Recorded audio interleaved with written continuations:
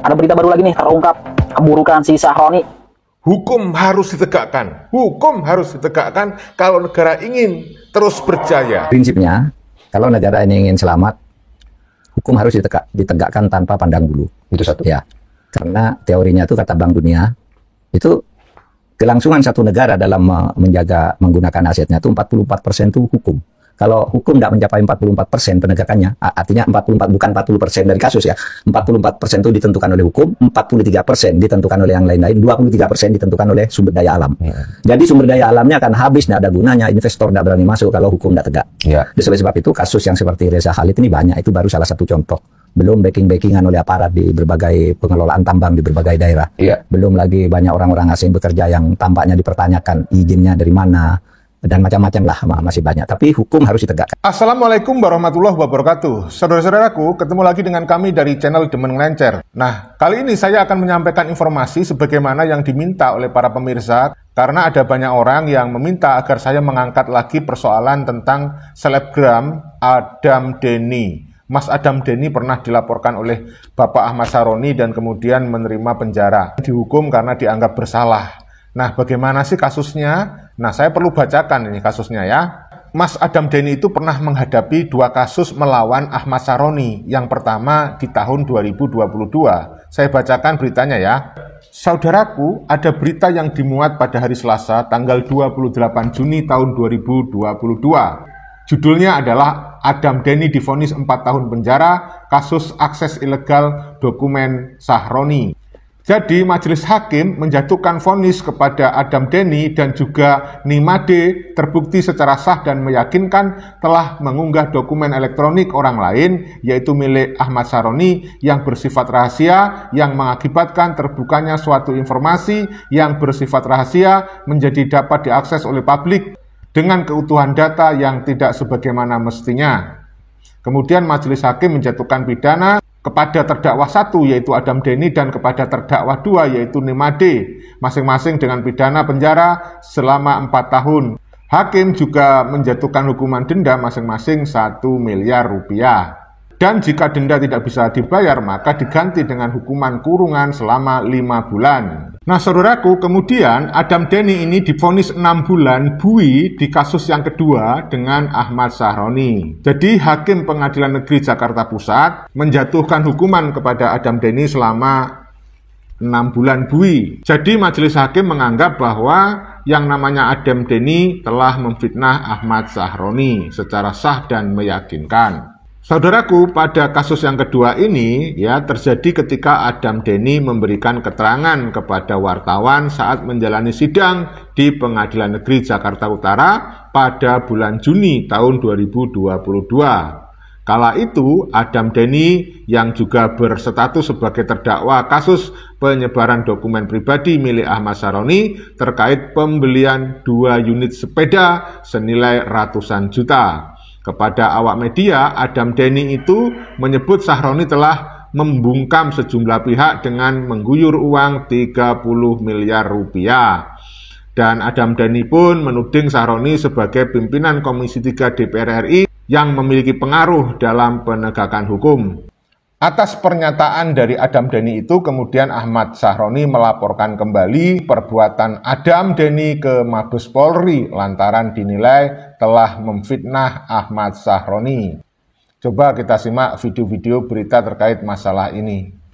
Nah, saudara-saudaraku, sebelum kita lanjut, kami mohon bantuannya dengan ikhlas agar menekan subscribe, like, dan tanda lonceng untuk channel Demen Ngelencer ini. Channel ini adalah pengganti dari channel Tanda Kejadian yang sudah dihapus karena klaim hak cipta dari Deddy Mulyadi. Terima kasih atas bantuannya, semoga Allah yang membalas kebaikan kalian semuanya. Amin, amin, ya robbal alamin.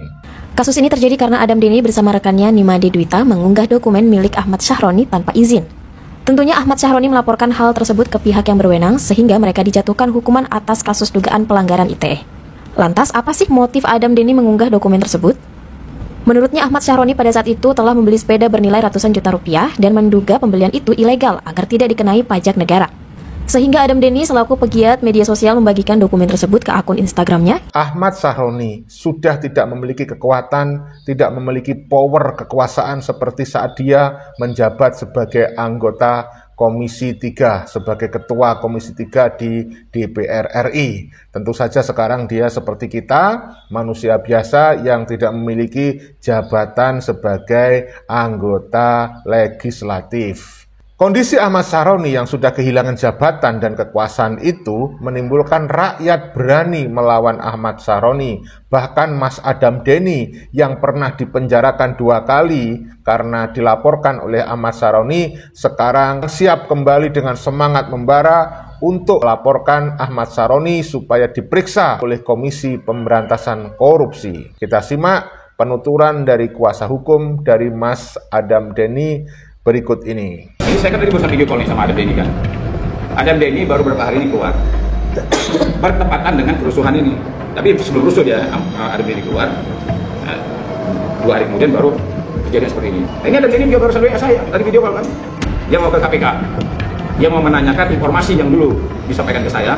Ya, dulu Adam Denny menyerahkan kuasa pada saya, memberikan bukti untuk disampaikan ke KPK terkait dugaan tindak pidana korupsi yang dilakukan oleh Ahmad Sahroni. Adam Denny menyerahkan kuasa pada saya, memberikan bukti untuk disampaikan ke KPK terkait dugaan tindak pidana korupsi yang dilakukan oleh Ahmad Sahroni. Siapa yang mengatakan tidak membayar pajak? Penjualnya. Di persidangan dia mengatakan, saya ikhlas, siap, ya, bersedia mendampingi ya, mereka yang ditangkap pihak polisian terkait ya, terutama penjarahan itu. Kalau ada masyarakat sekarang yang buka-buka masa lalu Ahmad Sahroni dan sebagainya, saya juga mau menyampaikan juga dalam kesempatan ini. Saya pernah membela Adam Denny pada saat itu atas laporan Ahmad Sahroni. Banyak sekali hal-hal yang saya protes. Contoh, bikin laporan hari ini, besok langsung ditindaklanjuti terus, langsung dilaksanakan. Cepat kilat, super kilat, luar biasa. Karena ya kami menduga wajar dong, Komisi 3, nah, mitranya siapa bos? Nah, satu itu. Yang kedua, Adam Denny sama Nima Denny ditangkap saat mereka membawa barang bukti mau ke KPK. Cuma salahnya dari Adam Denny dan Nima Denny ini, mereka upload terus. Sudah sampai di bandara, mau ke hotel dan sebagainya. Sampai di hotel, polisi gerbak, tangkap. Nah, inilah hebatnya kan. Kalau pejabat punya mitra kepolisian, luar biasa. Padahal begitu perkara ini dibawa ke persidangan, fakta persidangan terbukti bahwa transaksi penjualan sepeda mewah dulu, Ahmad Sahroni tidak membayar pajak. Artinya negara mengalami kerugian. Nah, kalau negara mengalami kerugian, apa artinya? Ada nggak dugaan tindak pidana korupsinya? Advokat Herwanto Nurmansyah pun berbagi kisah pahit masa lalunya dengan Ahmad Sahroni ketika bertugas sebagai kuasa hukum Adam Denny. Saat ini, Adam Denny memang sudah bisa menghirup udara segar usai dinyatakan bebas bersyarat pada tanggal 28 Agustus 2025. Namun sepertinya, kobaran api perjuangan masih berkobar dengan terang di hati pria kelahiran tahun 1995 tersebut. Hal itu terbukti dari ucapan Herwanto, sang kuasa hukum. Kenapa? Karena dia beli sepeda mewah dari luar negeri, dibawa ke Jakarta, tidak membayar pajak. Siapa yang mengatakan tidak membayar pajak? Penjualnya. Di persidangan dia mengatakan, ya benar tidak bayar pajak. Dia menceritakan kalau bayar pajak sekian, kalau pada saat dulu dia yang pesan, tidak sampai bayar pajak sebagaimana mestinya. Saya juga tidak pernah mengatakan bahwa itu akun Ahmad Sahroni, tapi tulisannya Ahmad Sahroni. Jadi saya katakan akun itu akun Ahmad Sahroni. Permasalahan itu benar atau tidak itu bukan urusan saya. Tapi kalau seandainya ya tadi dikatakan sampai sekarang dia tidak muncul, terus orang akan menganggap bahwa itu bukan akunnya dia segala macam. Orangnya masih hidup atau enggak? Simpel aja, ya. Kuyak-kuyak begitu lihat reaksi masyarakat langsung bikin video. Itu gentleman. Eko sama, Napa Urbas sama. Ini makanya pertanyaan saya, masih hidup nggak orangnya? Susah bikin video. Nah, jadi jangan, kalau orang punya niat ya untuk memperbaiki, gampang. Ya, jangan upload video yang lagi mecahin jerawat lah, segala macam lah. Ya, gitu maksud saya. Kalau seandainya dibilang ini bukan akunnya Sahroni, ini bukan ini segala macam, oke, jangan bikin gaduh lagi gitu loh. Kalau seandainya terkait dengan seperti ini, silakan bikin video. Apa reaksinya? Sekarang mau pulang ke tanah air, katanya takut dengan keamanan. Nah, wakil rakyat itu harus merakyat. Ya, kalau ada rakyat datang, temui keluhannya apa, tampung. Kalau menurut saya pulang lah. Kalau menurut saya gitu loh. Kan permasalahan itu bukan untuk ditinggalkan, tapi diselesaikan. ya sampaikan aja, dia datang aja, sampaikan aja. Saya cuma dukung dia pulang aja, sampaikan kepada rakyat yang kecewa terhadap dia, termasuk tetangga-tetangganya, ya kan, ucapan dia. Jangan, maksud saya gini loh, kalau kita ini mempolitisir kalimat-kalimat itu gampang aja. Saya ngomong, itu maksud kita sedunia, maksud saya jangan menunjukkan bahwa kita ini arogan, gitu. Jangan menunjukkan bahwa kita ini nggak tahu menenangkan masyarakat gitu. Kalau umpamanya hilaf kalimat itu, ucapan dia saya hilaf, spontan dan lain sebagainya, jangan dibalik lagi nanti. Yang saya maksud itu kita sedunia, nanti dipakai orang lain lagi. Itu kan udah ada joke gitu, anak kecil. Ini saya dikasih karena ibu saya orangnya, karena dia kita sedunia. Maksud saya udahlah, jangan kita bermain dengan kalimat-kalimat yang menurut saya nanti menciptakan hal-hal yang baru lagi. Dia sudah dinonaktifkan ya. Saya tidak tahu benar atau apakah tadi yang dibilang akun dia dan sebagainya ya. Tapi harapan saya lebih baik mundur dari anggota DPR RI. Karena kan dia sudah tarik, sudah jadi anggota dewan. Nah idealnya sebenarnya dia mundur dari mulut dia sendiri. Saya mundur. Karena kenapa? Saya bilang begini ya, kan dari zaman bahela sampai zaman sekarang DPR ini kan selalu didemo kan, sampai pada akhirnya rakyat berucap bubarkan DPR.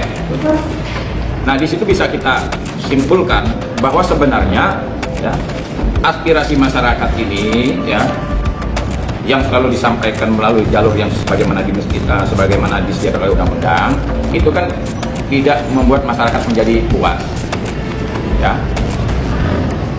Nah jadi artinya orang ini menganggap bahwa artinya ada DPR nggak ada DPR, kayaknya sih nggak ada artinya. Akhirnya rakyat mengatakan bubarkan DPR. Nah harusnya mereka introspeksi, benahi diri. Apa nih hal-hal yang bisa kami lakukan? Kami ini maksudnya dewan ya. Kami DPR RI ini apa sih yang bisa kami lakukan agar apa? Agar tingkat kepercayaan masyarakat terhadap DPR ini naik dan bagus. Nah belum itu mereka lakukan, membenahi diri, belum mereka lakukan, tiba-tiba ada kabar mau naik tunjangan. Nah inilah yang membuat akhirnya rakyat jadi makin marah.